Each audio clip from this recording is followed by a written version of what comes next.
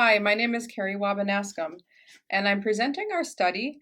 This is Learning Module 1 of 3, and it's titled The Center for Regional and Tribal Child Welfare Studies, Reducing Disparities Through Indigenous Social Work Education. We partnered with the University of Minnesota-Duluth Department of Social Work. Our research team consists of Wendy Haight, myself, Carrie Wabanascom, David Gleasner, Priscilla Day, and Brenda Bussey and Karen Nichols. This is Learning Module 1 of 3.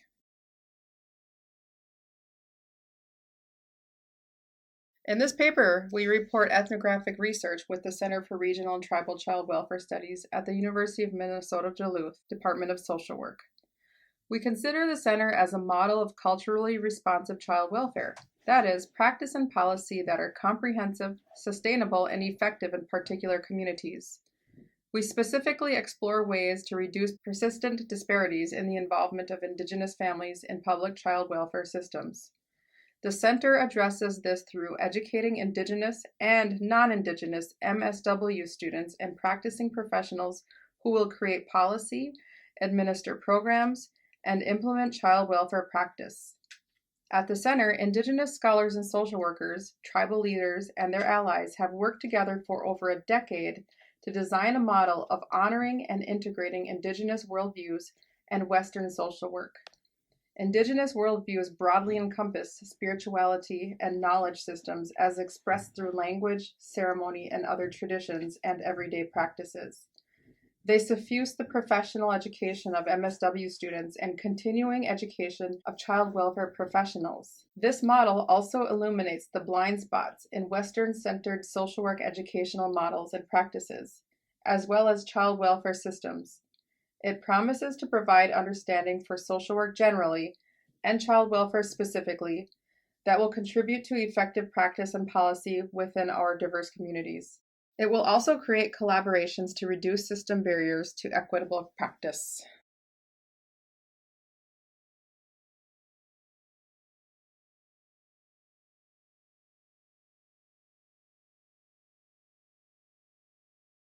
The Federal Indian Child Welfare Act has mandated culturally appropriate services for over a generation, yet American Indian family systems continue to be under attack by child welfare policy and practice. The center addresses one of the most pressing and controversial issues facing child welfare policy and practitioners today: the dramatic overrepresentation of Indigenous families in the North American public child welfare system. In Minnesota, for example, the disproportionate involvement of Indigenous families in child welfare is reflected at multiple levels of system involvement. Nationally, Indigenous children are 1.6 times more likely to be the subjects of alleged maltreatment reports than are white children. In Minnesota, Indigenous children are 5.4 times more likely than white children to be subjects of an allegation of maltreatment for Child Protective Services accepted report. This disproportionality is even higher than that of Black children, who are 3 times more likely than white children to be subjects of maltreatment reports. Nationally, Indigenous children have the highest rates of out-of-home care, with 13 in care per 1,000 compared to 9.6 for Black children and 4.2 for whites. In Minnesota, 96.4 Indigenous children per 1,000 were in out-of-home care in 2014, compared to 20 and 5.5 of Black and white children, respectively. Furthermore, the number of Minnesotan Indigenous children in out-of-home care has increased from 7.7 children per 1,000 in 2005, while most other ethnic groups have decreased. Finally, Indigenous children in Minnesota have the highest rates of reentry into out-of-home placement within 12 months following family reunification.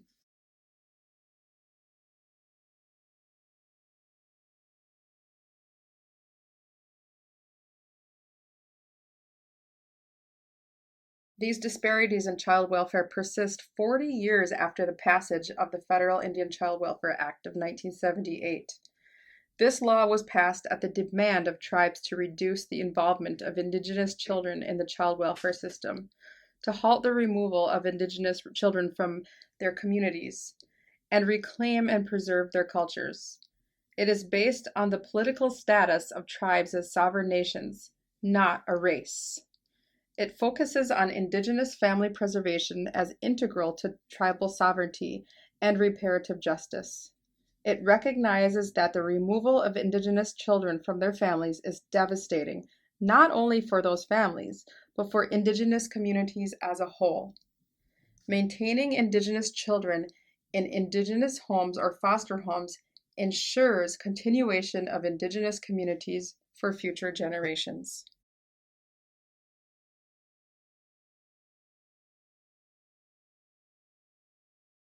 In the process of conquest, it was necessary also to convince their own people that there were no intellectuals or philosophers among these barbarians.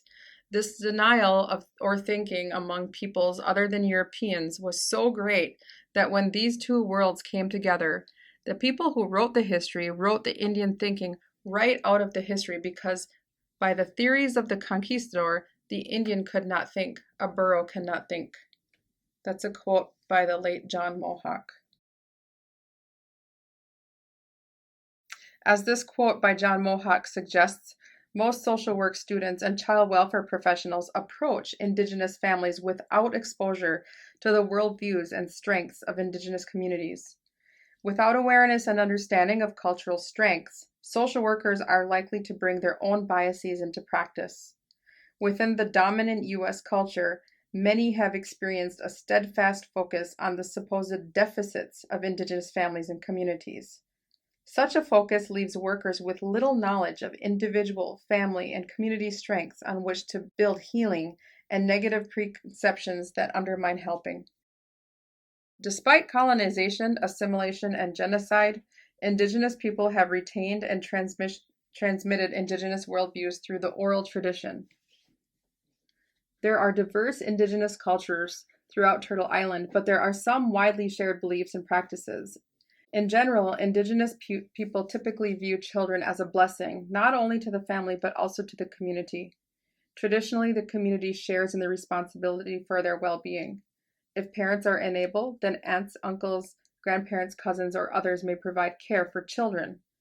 Ideally, the approach to helping and healing those who are struggling is non-punitive and community-based. Understanding these worldviews is the foundation of culturally responsive child welfare practice and policy.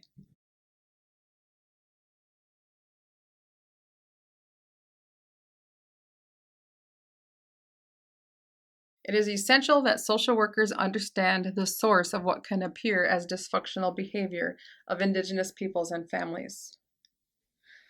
Despite the considerable strength of thriving Indigenous communities, some families continue to struggle and may become entangled in Western-centered child welfare systems.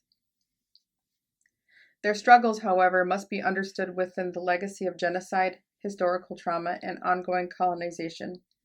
Historical trauma, that is, the intergenerational trauma from unresolved grief and disruptions to normative Indigenous child socialization processes, continues to resonate in many communities. Beginning in the early 1800s and continuing well into the 20th century, U.S. and Canadian governments attempted to forcefully and brutally assimilate Indigenous people. Implementation of official policies severed children from their culture and kinship networks through forced removal from their families, displacement from tribal homelands, and mandatory boarding school attendance. During the U.S. boarding school era of the late 19th through mid-20th centuries, children were not only deprived of the care, nurturance, and protection of traditional tribal child-rearing practices, many experienced abduction and then emotional, physical, and sexual abuse in militaristic schools. While some children survived, many died from disease, malnutrition, and harsh conditions. Indigenous people throughout Turtle Island continue to grapple with ongoing colonialism in many forms of oppression, violence, and structural racism, including within child welfare systems. The forced separation of children from their families and communities during the U.S. boarding school era continues to affect Indigenous families and communities. The history of government oppression and genocide has undermined Indigenous cultures and created risks for child welfare involvement. Inadequate exposure to Indigenous parenting role models, personal trauma histories, poverty, and racism have weakened generations of Indigenous families. These experiences have seriously damaged both the capacity of many Indigenous parents to trust potentially helpful services from child welfare agencies and staff members, and the capacity of non-Indigenous child welfare agencies and staff to understand, evaluate, and engage in effective services with them. Ongoing colonization has also continued to affect the relationship of Indigenous people with mainstream public educational systems, including schools of social work. During the peak of formal compulsory Indian education, the federal government used boarding schools to eradicate Indigenous ways of life and knowledge systems and enforce Western values, Christianity, citizenship training, and rudimentary academics necessary for menial jobs. This effort has resulted in the erasure of Indigenous knowledge systems from mainstream education systems. Recruitment of Indigenous students to social work is challenging in part because of the mistrust and disinterest they may feel towards public education systems and the absence of Indigenous content and Indigenous faculty at most universities. Furthermore, non-Indigenous people, including social work students and faculty, lack the opportunity to learn and connect with contemporary Indigenous people and centuries-old Indigenous knowledge systems and ways of being.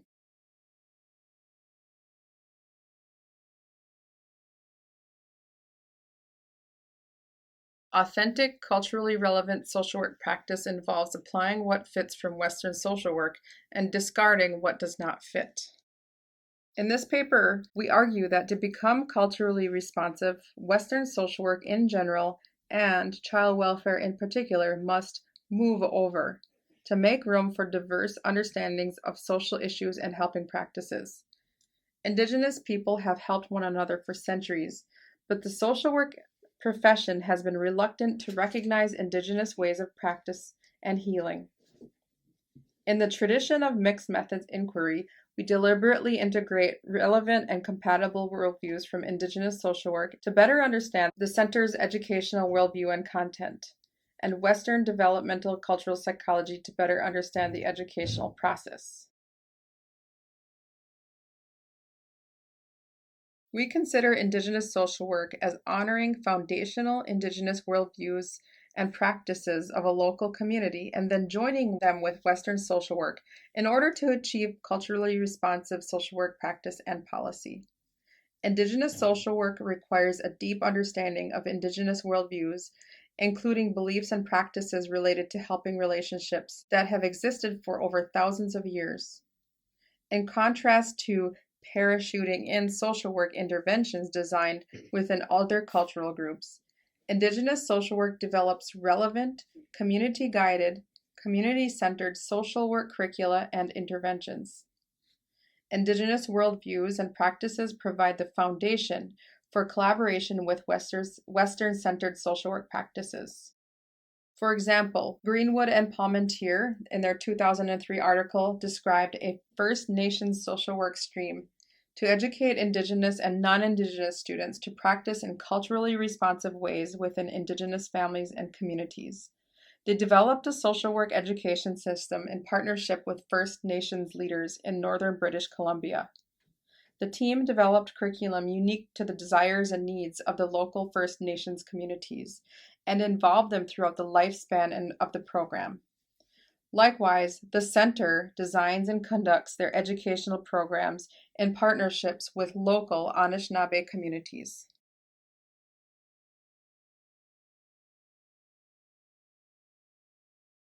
The process of education is essentially a developmental endeavor. The center is deliberately intervening to shape the development of MSW students and professionals.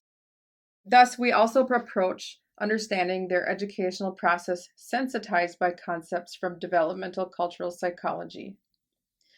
Developmental cultural psychology is an interdisciplinary field that draws primarily on psychology, anthropology, linguistics, and socio-historical theory. A basic premise is that development occurs in transaction with cultural contexts. The center's students and professionals can be understood within their Indigenous and non-Indigenous cultural contexts.